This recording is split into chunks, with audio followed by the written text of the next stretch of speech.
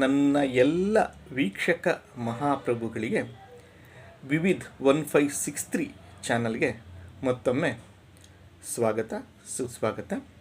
ಈ ದಿನದ ವಿಶೇಷ ಏನಪ್ಪ ಅಂತಂದರೆ, ನಾವೆಲ್ಲರೂ ಶಿವನ ಟೆಂಪಲ್ಗೆ ಹೋಗ್ತಾ ಇರ್ತೀವಿ.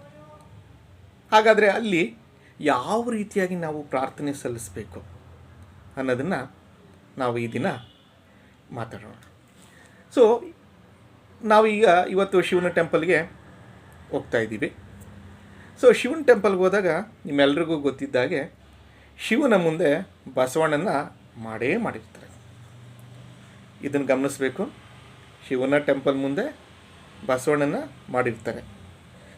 ಸೊ ಆ ಬಸವಣ್ಣನ ಗಮನವಿಟ್ಟು ನೀವು ನೋಡಿದಾಗ ಬಲಭಾಗಕ್ಕೆ ಮುಖ ಮಾಡಿರುತ್ತೆ ಅಥವಾ ಎಡಭಾಗಕ್ಕೆ ಮುಖ ಮಾಡಿರುತ್ತೆ.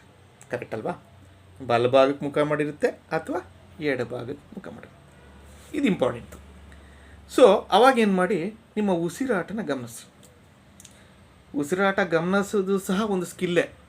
ಬಲಭಾಗ ಉಸಿರಾಡ್ತಾ ಇದೆಯಾ, ಎಡಭಾಗ ಉಸಿರಾಡ್ತಾ ಇದೆಯಾ ಅನ್ನೋದು ಸಡನ್ನಾಗಿ ಗೊತ್ತಾಗಲ್ಲ. ಒಂದು 4-5 ಸರಿ ಈ ಥರ ಇಟ್ಕೊಂಡು ನೀವು ಉಸಿರಾಡಿದಾಗ ಆಟೋಮೆಟಿಕ್ ಗೊತ್ತಾಗುತ್ತೆ. ಸೊ ಬಲಭಾಗದಲ್ಲಿ ಉಸಿರಾಡ್ತಿದ್ದೀರಾ ಅಥವಾ ಎಡಭಾಗದಲ್ಲಿ ಉಸಿರಾಡ್ತಿದ್ದೀರಾ ಅಂತೇಳಿ. ಅಕಸ್ಮಾತ್ ಬಸವಣ್ಣನ ಮುಖ ಬಲಭಾಗ ತಿರುಗಿದೆ ಅಂತ ಇಟ್ಕೊಳ್ಳಿ. ಉದಾಹರಣೆಗೆ ನೀವು ಬಲಭಾಗ ಉಸಿರಾಡ್ತಾ ಇದ್ದೀರಿ. ಆವಾಗ ಇಮ್ಮಿಡಿಯೇಟಾಗಿ ದೇವಸ್ಥಾನ ಗರ್ಭಗುಡಿಗೆ ಎಂಟ್ರಿಯಾಗಿ ನಿಮ್ಮ ಪ್ರಾರ್ಥನೆ ಏನಿದೆ ಅದನ್ನು ಸಲ್ಲಿಸಿ. ನಿಮ್ಮ ಸಂಕಲ್ಪ ಏನಿದೆ ಅದನ್ನು ಸಲ್ಲಿಸಿ. ಸರಿನಾ? ತುಂಬ ಇಂಪಾರ್ಟೆಂಟು. ಏಕಾಗ್ರತೆ ಇರಲಿ, ಇಂಪಾರ್ಟೆಂಟು.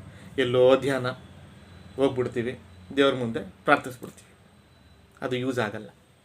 ನಿಮ್ಮ ಸಂಪೂರ್ಣ ಧ್ಯಾನ ಭಗವಂತನಲ್ಲಿ ಶರಣಾಗ್ಬಿಡಬೇಕು. ಯಾಕಂತಂದರೆ ಒಂದು ಮೂಗಿನ ಹೊಳ್ಳೆಯಿಂದ ಇನ್ನೊಂದು ಮೂಗಿನ ಹೊಳ್ಳೆಗೆ ಉಸಿರಾಟ ಚೇಂಜ್ ಆಗಲಿಕ್ಕೆ ಸ್ವಲ್ಪ ಹೊತ್ತು ಟೈಮ್ ಹಿಡಿಯುತ್ತೆ. ಮೇ ಬಿ ಹೇಳೋಕ್ಕಾಗಲ್ಲ. ಒಂದು 3 ನಿಮಿಷಕ್ಕೊಮ್ಮೆ ಚೇಂಜ್ ಆಗ್ಬೋದು, ಕೆಲವೊಂದು ಸರಿ 5 ನಿಮಿಷಕ್ಕೆ ಚೇಂಜ್ ಆಗುತ್ತೆ, ಕೆಲವುದು ಒಂದು 9-10 ನಿಮಿಷಕ್ಕೆ ಚೇಂಜ್ ಆಗ್ತಾ ಇರ್ತದೆ. ಹೇಳಲಿಕ್ಕಾಗಲ್ಲ. ಸೊ ಉಸಿರಾಡ್ತಿದ್ರೆ ಇಮ್ಮಿಡಿಯೇಟಾಗಿ ಹೊರಟೋಗಿ. ಅಕಸ್ಮಾತ್ ಈಗ ಸಡನ್ನಾಗಿ ಚೇಂಜ್ ಆಗಿಬಿಡ್ತು ಅಂತ ಗೊತ್ತಾಗುತ್ತೆ ನಿಮ್ಗೆ. ಉಸಿರು ಬಲಭಾಗದಿಂದ ಸ್ಲೈಟಾಗಿ ಗಮನಿಸಿದಾಗ ಎಡಭಾಗಕ್ಕೆ ಚೇಂಜ್ ಆಗೋಯ್ತು. ಆವಾಗ ಏನು ಮಾಡಿ, ನೀವು ಬಲಭಾಗದಲ್ಲಿ ಉಸಿರಾಡ್ತಿಲ್ಲ ಅಂತ ಅನ್ನಿಸ್ತಾ ಇದೆ, ಎಡಭಾಗಕ್ಕೆ ಶಿಫ್ಟ್ ಆಗ್ತಿದೆ ಅಂತ ಅಂದರೆ ಅದರ ವಿರುದ್ಧ ದಿಕ್ಕಿನಲ್ಲಿ ಕಂಕ್ಳಲ್ಲಿ ಈ ರೀತಿ ಕೈ ಇಟ್ಕೊಳ್ಳಿ. ಅಥವಾ ಯಾವುದು ಆಪೋಸಿಟ್ ದಿಕ್ಕು, ಎಡಭಾಗ ಆಗ್ತಿದ್ರೆ ಬಲಭಾಗಕ್ಕೆ ಈ ರೀತಿ ಕೈ ಇಟ್ಕೊಳ್ಳಿ ಭದ್ರವಾಗಿ. ಆವಾಗ ಉಸಿರು ಅದೇ ಹೊಳ್ಳೆಯಲ್ಲೇ ನಾವು ಉಸಿರಾಡ್ತಾ ಇರ್ತೀವಿ.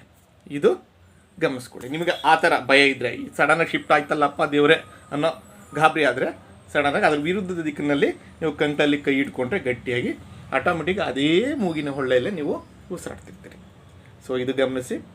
ಇದು ಶಿವನಲ್ಲಿ ನಾವು ಪ್ರಾರ್ಥನೆ ಮಾಡೋ ಬಗೆ. ಓಕೆ, ದಯವಿಟ್ಟು ಇದು ಏನೋ ಒಂದು ಥರ ಅಸಡ್ಡೆಯಾಗಿ ನೀವು ತಿಳ್ಕೊಳ್ಳೋದಕ್ಕೆ ಹೋಗ್ಬೇಡಿ. ನಾನು ಏನು ಹೇಳಿದ್ದೀನಿ ಅದನ್ನು ಸಂಪೂರ್ಣವಾಗಿ ಗಮನಿಸಿ ಆ ಥರ ನೀವು ಪ್ರಾರ್ಥನೆ ಸಲ್ಲಿಸಿ. ಸಪೋಸ್ ಎಡಭಾಗಕ್ಕೆ ತಿರುಗಿತ್ತು, ಈಗೇನು ಗಮನಿಸ್ಬೇಕು ನೀವು, ಮೂಗಿನ ಹೊಳ್ಳೆ ಎಡಭಾಗದಲ್ಲಿ ಏನಾದ್ರು ಉಸಿರಾಡ್ತಿದ್ರೆ ಆವಾಗ ಒಳಗಡೆ ಎಂಟ್ರಿ ಆಗಿ. ಇಲ್ಲಪ್ಪ ಇದೇನಪ್ಪ ಇದು ಬಸವಣ್ಣಂದು ಬಲಭಾಗ ಇದೆ ಮುಖ, ನಂದು ಎಡಭಾಗದಲ್ಲಿ ಹೊಳ್ಳೆಯಲ್ಲಿ ಉಸಿರಾಡ್ತಿದ್ದೀನಿ, ಈಗ ಪ್ರಾರ್ಥನೆ ಹೆಂಗೆ ಮಾಡೋದು ಅಂದರೆ ಸ್ವಲ್ಪ ಹೊತ್ತು ವೆಯ್ಟ್ ಮಾಡಿ. ಪ್ರಾಂಗಣದಲ್ಲಿ ವೆಯ್ಟ್ ಮಾಡಿ ಯಾವಾಗ ಬಲಭಾಗಕ್ಕೆ ಶಿಫ್ಟ್ ಆಗುತ್ತೆ, ಅದು ಸಡನ್ನಾಗಿ 5 ನಿಮಿಷಕ್ಕೋ 6 ನಿಮಿಷಕ್ಕೋ ಒಂದೊಂದು ಸರಿ ಬೇಗನೆ ಶಿಫ್ಟ್ ಆಗೋಗುತ್ತೆ.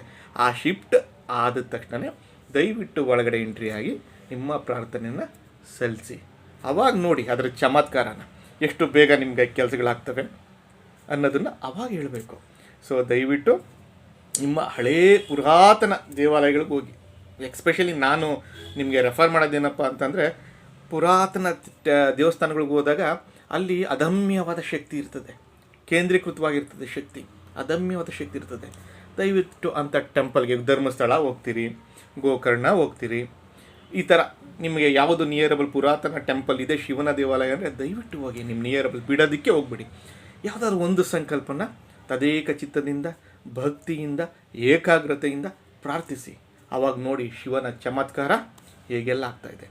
ಇವತ್ತು ಒಂದು ಮಂತ್ರ ಹೇಳ್ತಾ ಇದ್ದೀನಿ, ಶಿವಂದು ಸಿಂಪಲ್ ಆಗಿದೆ.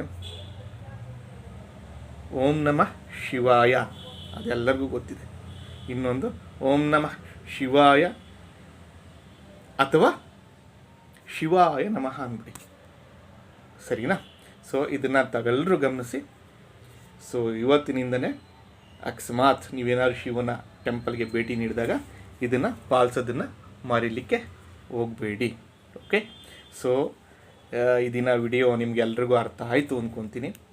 ಸೊ ಭಕ್ತಿ ಭಾವದಿಂದ ಶಿವನ ಪ್ರಾರ್ಥಿಸಿ, ಆ ಭಗವಂತ ಎಲ್ಲರಿಗೂ ಸದಾ ಒಳ್ಳೆಯದನ್ನೇ ಮಾಡಲಿ, ತಾವೆಲ್ಲರೂ ಭಾಗ್ಯಶಾಲಿಗಳು ಹಾಗೇ ಆಗ್ತೀರಿ ಅನ್ನೋ ಅದಮ್ಯವಾದ ನಂಬಿಕೆಯಿಂದ ಈ ದಿನದ ವಿಡಿಯೋನ ಮುಗಿಸ್ತಾ ಇದ್ದೀನಿ. ದಯವಿಟ್ಟು ಎಲ್ರಿಗೂ ಶೇರ್ ಮಾಡಿ, ಸಬ್ಸ್ಕ್ರೈಬ್ ಮಾಡಿ, ಬೆಲ್ ಬಟನನ್ನು ಒತ್ತೋದನ್ನು ಮರೀಲಿಕ್ಕೆ ಹೋಗ್ಬೇಡಿ. ಮತ್ತೊಮ್ಮೆ ರಿಕ್ವೆಸ್ಟ್ ಮಾಡ್ತಾ ಇದ್ದೀನಿ, ನೀವೆಲ್ಲರೂ ನಮಗೆ ಪ್ರೋತ್ಸಾಹಿಸಿದಾಗ ಮಾತ್ರ ಒಳ್ಳೊಳ್ಳೆ ವಿಡಿಯೋಗಳನ್ನು ನಮಗೂ ತರೋದಕ್ಕೆ ಉತ್ಸಾಹ ಭರಿತವಾಗ್ತೀವಿ ನಾವು. ಸರಿನಾ? Thank you so much. Thank you.